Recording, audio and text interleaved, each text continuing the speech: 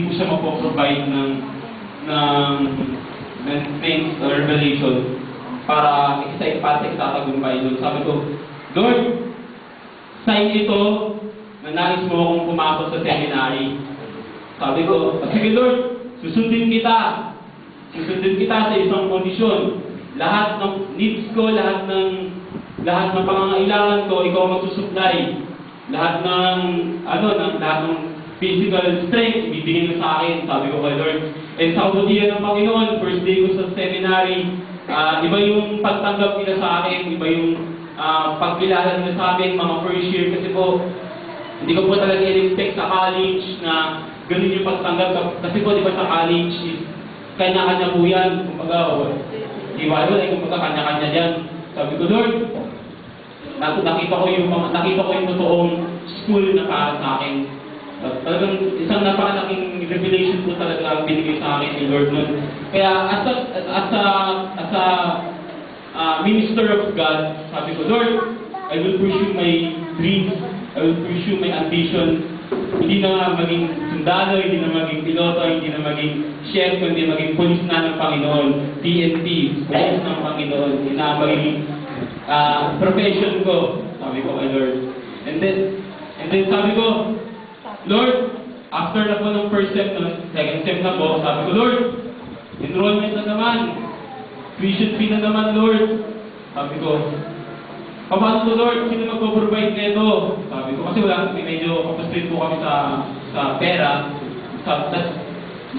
Devotion po ko, nag-pray po ako kay God. Then sabi ko, Lord, kung talagang nilagay mo ako dito sa seminary ito, ikaw ang magpo-provide, ikaw ang magpapatapos sa akin dito. Sabi ko sa kanya. Then sa kabutihan po ng Panginoon talaga, binag-provide pa rin po talaga. Talagang di may iwasan talaga yung blessing ni Lord na para talaga sa atin. Amen. Hallelujah. Kung tayo po mga Kristiyano ay susunod sa kalooban ng ating Panginoon, si Lord ay mag-provide at mag-provide lahat ng pagpapala, lahat ng blessing. Amen? Di ba nga sabi, Lord, provide all things according to your riches and glory. Amen? Lahat po ng mga bagay na nais namin sa ating buhay, ipag-pray lang po namin yan. Yung pag-seek natin ang calling natin kay God, napaka-simple lang po niyan. Sabi nga po sa nabasa ko, kapag kayo daw po ay mag-seek ng isang bagay, hanapin niyo muna ang presensya ng Panginoon. Mag-pray muna tayo sa Kanya. Kasi, diba, sabi nga po sa Psalms 118 verse 8, hindi po ako nagkakamali, better to trust in the Lord than put confidence in man. Amen? So, sa ganun pong bagay, isik muna natin yung presence ni God. Lord, ito po ba ang willing mo sa akin? Ito po ba ang leading mo sa akin? Ito po ba ang provision mo para sa akin? Kasi hindi po magtatagumpay ang isang bagay kung wala pong blessing o wala pong favor ni God. Amen? So, bilang Christian, bilang namumuhay ng Kristiyano, bilang mga anak ng Diyos, isik muna natin first ang presence, ang favor ni God. Amen? Sabi po dito, the 11 disciples went away into Galilee, into the mountain where Jesus had appointed them. They immediately obeyed. Alam niyo po sa ating buhay, napakahirap po talagang sumunod. Kahit po hindi po spiritually, bilang anak po nila Papa, hindi po madaling sumunod. Amen? Minsan nakakagawa tayo ng pagsuway, pero part po ng life yun. Pero ang gusto ni Lord is maging perfect tayo, na maging masunuri tayo sa Kanya. Amen. Kaya tutunayan po yan ng Matthew verse 16 na the disciples immediately obeyed to God. When you are called by God, and when you say yes, do it. Amen. Kapag tinawag kayo ng Diyos, anak, gawin mo to. Opo, Panginoon, gagawin ko muna itong assignment ko, gagawa muna ako. Video to. Magtatrabaho muna ako, Panginoon. No! Amen? Kasi, kapag ang ating Diyos ay nangungusap sa atin, ibig sabihin lamang nun na meron siyang greater purpose para sa atin. Amen. Lahat ng, di ba nga sabi po, all things work together for good. Wala pong nais ang ating Panginoon sa atin na, di ba nga sabi po sa Jeremiah na, ang lahat ng mga plans to prosper you, not to harm you. Amen. Ang nais ng Diyos sa atin ay mag-prosper in this world. Amen. Hindi po nais ng Diyos na magpusa tayo. Hindi po nais ng Diyos na maghihirap tayo sa mundo ito. Amen. Sapagkat ang Diyos natin mayaman. Amen. Napakadakila niya. Amen. So, bakit tayo mag-iisip ng mga bagay na negative? Ang Diyos natin positive. Amen. So, when you are called by God, then you immediately obey Him. Amen? Sumunod ka kaagad. Yun ang nais ng Diyos eh. Diba? When the Father sent Jesus in this world, hindi naman nag-ano si Jesus, diba? Father, no, ayoko. Diba hindi naman siya nag-ganon? Sinilang siya sa mundong ito without any neglection wala sa ating Father. Amen? Isang, hindi, Lord, hindi po, ayoko. Hindi po siya gumanon. Hindi niya sinabi, mamaya na. Amen? So, sabi nga po, di ba, be like Jesus. Amen? Anak po tayo ni Lord. Kawangis niya tayo. By the way, kawangis niya tayo. Amen? So, be like Jesus. Amen? So, if you're seeking what is the right leading of God for you, you must pray first.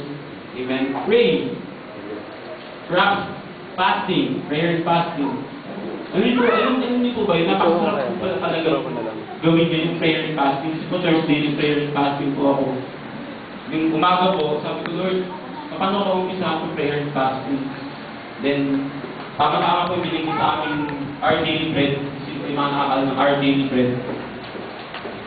Pinabasa niya po sa akin yung daily bread. Sabi ko, Lord, nabasa ko po yung devotion, topic about devotion. Sabi ko, Lord, napakadakila mo talaga. And sabi ko, Lord, hindi ko in-expect na papabasa mo sa akin doon.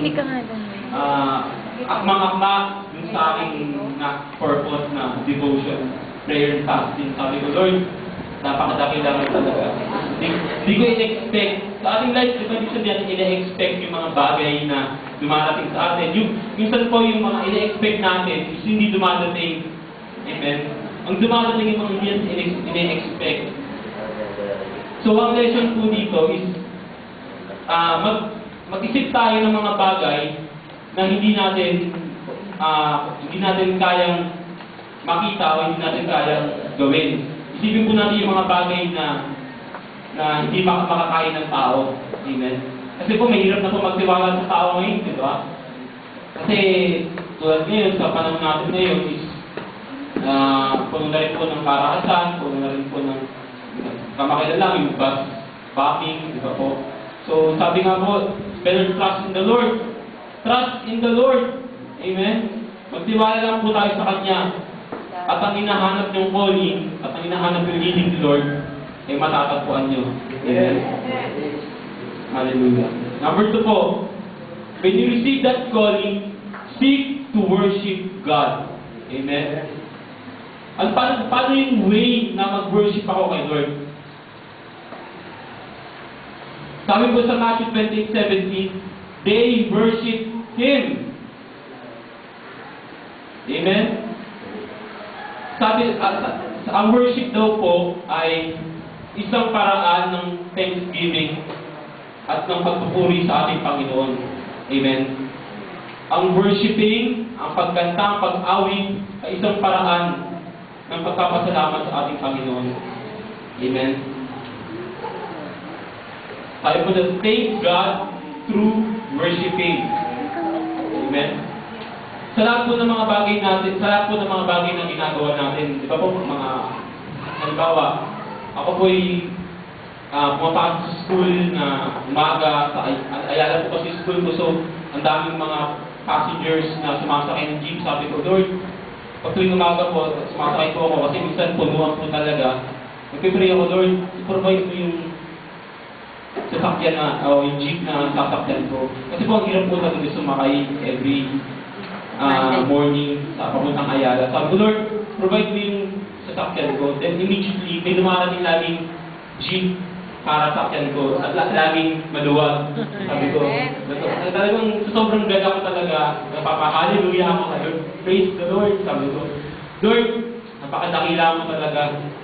Pagkatapos doon, pumapasok po kami sa prayer room, then umaawit po ako, nagpapasalamat po ako sa Kanya.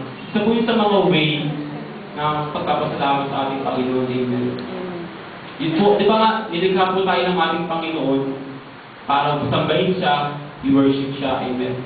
Kasi po, di ba, nilikha niya yung tao, sabi niya, lumikha tayo ng tao para sambahin tayo, para may magpuri sa atin. So, yun po yung isa sa mga purpose ni God sa atin. Sino po bang hindi worshiper dito? Taas ang kamay. Lahat po tayo worshiper, amen? Amen. Lahat tayo worshiper. Yun ang nais ng Diyos sa atin.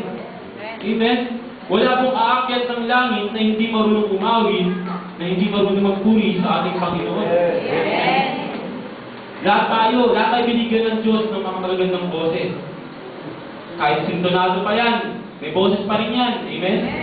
May boses yan. Kahit pangit ang boses mo, matuto kang umawit sa ating Panginoon. Gaganda yun. Amen? Kahit mga pipi nga ay nakakapagpuri sa Panginoon, how much more tayong mga nakakapagsalita. Amen? Ang mga pipi ay nakakapag-sign language, nakakapag-sign language sila, paraan ng pagsambala niya sa ating Panginoon. How much more na binigyan tayo ng Diyos ng mga mata, ng mga bibig, ng mga tenga, ng mga kamay para magpuri sa Kanya. Amen? We are called to worship God. Naniniwala po ba kayo? Amen. We are called to worship God, to honor Him, to adore Him, and to magnify the Lord. Amen? Number 3 po, ito po yung center po ng aking Go, teach, and make disciples. Amen? Sabi po dito sa ating tema nung nakaraan, prepare for God's mighty covenant. Ano po ba yung covenant ni God? Sabi po dito sa Leviticus, For I will have respect unto you and make you fruitful and multiply you. Amen? I-multiply daw tayo ni Lord. Amen? So, ano yung mga bagay na i-prepare natin para ma-multiply tayo ni Lord at maging mamunga tayo? Let's obey. Amen? That is obedience. Nung binigay po ni ng Lord yung 10 commandments kay Moises, ano po ba ang nais ng Lord doon? Kasunod yung 10 utos. Amen? But ang mga anak niya is hindi sumunod. Amen? Pero, sabi dito, I will multiply you, establish my covenant with you. Ano po bang covenant ng Lord sa atin? Sabi po sa akin, ang covenant po kasi sa akin ng Lord is magpalago at lumalim pa sa salita ng Diyos. Amen? Hindi po ako naniniwala sa mga theologian. Naniniwala po ako sa mga... Kasi po, lahat po tayo theologian dito. Sino po hindi nagbabasa ng Bible dito? Wala. Lahat tayo nakakapagbasa ng Bible. Amen? So, may tuturing natin sa sarili natin na theologian. Theology means study of creation of God. So, lahat po dito nakamaloob yun. Amen? Salisigin po natin itong Bible. Isa po yung paraan para mahanap po natin kung paano ka lalago spiritually, physically, emotionally. Amen? Wala pong Kristiyano na lanta. Lahat po ay namumulaklak. Amen? Wala pong lantang Kristiyano, hindi po kaniniwala doon. Lahat tayo tinawag dito para maglingkod, para magsaliksik ng anong salita. Amen? Sabi nga po sa John 15, tinawag tayo ng Diyos na kaibigan. In what way? Because we are doing His commandments. Amen? Kaibigan na ang tawag sa atin ng Panginoon kung tayo sumusunod sa kanyang mga salita. Amen? Sabi ko, nabasa ko po yun, Lord, tinawag mo akong kaibigan. Kahit na Diyos ka, you have called me friend. Di ba isang napakalaking honor and privilege yung tawagin tayong kaibigan ng Lord? Napakasarap po sa pakiramdam. Amen. Pero, may kapalit po yun. Kung tayo daw ay susunod sa kanyang commandments. By the way, John 3:16 is not for us Christians. Amen. John 3:16, for God so loved the world that He gave His only begotten Son. Amen. That whosoever believeth in Him should not perish but have eternal life. So, sino daw ang maniniwala sa Kanya? Bakit ba naniniwala kay Kristo? Amen.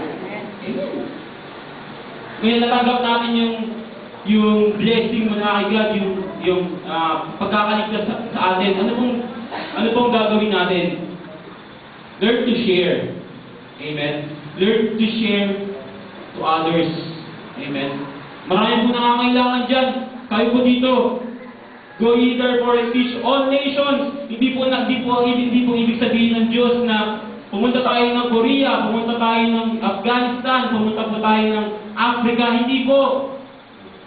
Ang gusto po, andito po ang daming mga nangangailangan dito. Ang ibig sabihin po ng Lord dito, go ye therefore and make disciples. Yung mga nangangailangan, yung mga kailangan si Kristo, amen? Dito po sa paligid natin, ang dami po natin nakikitang mga nagukulang, hindi po nakakilala sa ating Panginoon. Amen? Bakit po tayo titingin sa mas malayong lugar? Bakit pa tayo titingin sa abroad? Dito lamang sa ating lugar ay napakarami natin dapat sharean. Amen? Sabi nga po ng aming youth pastor, yung mga bata doon na napakaliliit ay matatas ng magmura. Amen? Hindi ba kayo naaano doon na, Lord, bakit ganun? Ang bata-bata pa niya, hindi siya na-guide ng kanyang parents to the fullest. Lord, I will do things para ma-disciple yung batang ito. Kinakailangan ka ng batang ito. Amen? Pumasok po ba sa isip niyo na, Lord, kailangan ka nila, Lord. Kasi napakasaklat na ng kanyang buhay. Amen? So, isik po natin yung provision ni Lord na yun na magkaroon po tayo ng heart para sa mga i-reach out po natin yung mga nangangailangan. Amen? Hindi man nila tayo i-reach. Tayo po mga Christian at mga nakakaalam na po ng salita ng Diyos, tayo po yung mag-reach out sa mga hindi pa po nakakakilala. Amen? Marami po nangangailangan sa mundong ito. Tulad na lang po ng isang Muslim po na may panotoo po dito. Talagang nakaka-bless po yung panotoo niya. Amen? Dili po ang Muslim na convert into Christianity. Amen? Talagang nakaka-bless po yun kasi talagang ano na po sa ating lahat na pag Muslim ka, kaaway ka ng Christian. Kasi po minsan ay gano'n na tayong vision na kaaway ka, hindi ka sisiran. Pero hindi po John 3:16, sabi nga po yung Muslim, is para sa lahat, para sa Muslim, para sa Christian, para sa mga non-believers. Amen? Pumunta ang ating Panginoon dito sa mundong ito para sa mga nangangailangan, sa may mga sakit. Amen? Hindi siya pumunta dito para sa mga magagaling na, sa mga well-established na ang life. Amen? Pumunta ang ating Panginoon dito para sa mga nangangailangan, sa mga nangangailangan ng doktor, may sakit. Amen? Meron po ko i-share sa inyo na isang talagang namang nakaka-bless po. Kasi po nag-aaral po kami ng Islamic Studies and Ministries. Then meron po yung isang kwento na isang missionary po na nagpunta po ng Afghanistan. Alam naman po natin ang Afghanistan is territory po yun ng mga Muslim. Nagpunta po siya doon, nag-ministry po siya doon, nagtatag po siya ng isang Christian school po doon. Ang mga student po nito is puro mga bata. Kasi yan po ba ang mga batang Muslim, habang bata pa lamang po sila, is binibrainwash na sila ng kanilang mga parents na tinuturuan na po sila ng pag-aaral ng Quran. Actually, yung ka-schoolmate ko po yung Muslim, kabisado niya po yung isang buong book ng Quran. So, ganun po sila ka-tight sa kanilang faith na habang bata pa lamang, pinitrain siguro mga 7 or 6 years old, tinuturuan na sila ng mga teachings ng Islam. So, talagang nabibrainwash po yung isip ng mga bata. So, yung babaeng, yung isang misyonero na yun, nagpunta siya sa Afghanistan para mag-ministry. Then meron siyang meron siyang na-meet doon na isang teenager na as in di siya naniniwala kay Jesus. As in kahit anong palabas, kahit anong share nung missionary, is parang labas ng sa kabilang tenga niya, hindi siya naniniwala. Kasi si Jesus daw, is kanang kamay lang daw ni Muhammad. Tama ba? Kanang kamay lang daw si Jesus. Yun ang faith. Sabi po nung John 3:16 is, hindi for God to love the world, that He gave His only begotten Son. Hindi. Sabi raw po doon, ay hindi daw binigay ang kanang anak. Sabi, hindi daw pinadala dito sa mundo itong si Jesus. Sabi daw po. Yun po yung book ng Quran. Then yung missionary yun, halos 5 years siyang nag-share dun sa Muslim na yun. 5 years siya talagang pursigido talaga siyang sharean yung Muslim na yun. Sabi po nung missionary, according po sa mga missionary, sa mga nag-aanap po ng mga Muslim, it takes 5,000 sharing bago ma-convert ang isang Muslim into Christianity. 5,000 sharing. So, ang mga Muslim po, hindi po sila na mapakinggan lang namin na Jesus, for us to love the world, John 3:16. Wala po sa kanila yun, hindi po yun. It takes 5,000 times bago sila ma-convert. Alam niyo pong ginawa ng misyonero, nag-pray po siya, nag-pray. And salamat sa Diyos, bago siya umalis doon kasi nagkaroon ng death threat sa kanya, kasi lumalago na po yung ministry niya sa Afghanistan, ay napilitan po siyang bumalik na sa Pilipinas. Pero sa kabutihan po ng Panginoon, yung Muslim na yun, na-convert into Christianity. Amen. At take note, isa pa siya sa mga teacher ng mga bata. Yes. Amen. Pero yun po isipin po natin yung ginawa